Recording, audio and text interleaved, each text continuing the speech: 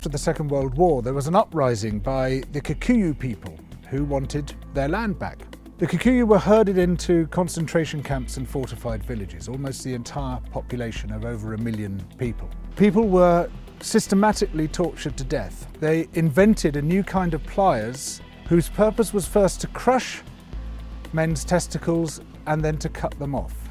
They raped women with bayonets. They raped men. Similarly, a favourite technique was to ram sand up the rectum with a stick. Sometimes they were rolled up in barbed wire and kicked around the compound until they bled to death. Some of the British soldiers boasted about this. This is within living memory. The Colonial Secretary lied about it. The papers documenting it were burnt. The impact of the rich and powerful nations has been so phenomenally murderous and destructive that it has been completely airbrushed from our national consciousness. In order to justify the land-grabbing colonial projects, you had to create an ideology. We, the Europeans or the Americans, have come to rescue the rest of the world from its depravity and backwardness. But in order to do that, you have to be able to demonstrate that the rest of the world is depraved and backward. From this arose the racism that is still with us today. It was a necessary component of the colonial project.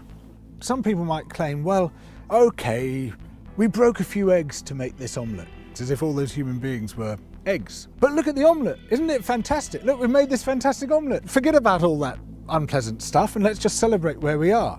Where we are is a continuation of the project. We commodified people's land and people's labour and turned it into our property. We're also destroying the rest of the living world alongside it. We don't have to be like this. We are the same human beings as anybody else. We're all part of the same big human family. We just have to recognise that, accept that. And of course, within Western countries, there are plenty of brilliant people resisting colonisation, both internal colonisation within our own countries and external colonisation of other people's countries. These are the voices which must come to the fore, those who emphasise altruism and kindness and generosity and empathy for others, those who recognise that skin colour and any other difference of language, of religion, of background is completely irrelevant by comparison to what we share, which is our humanity.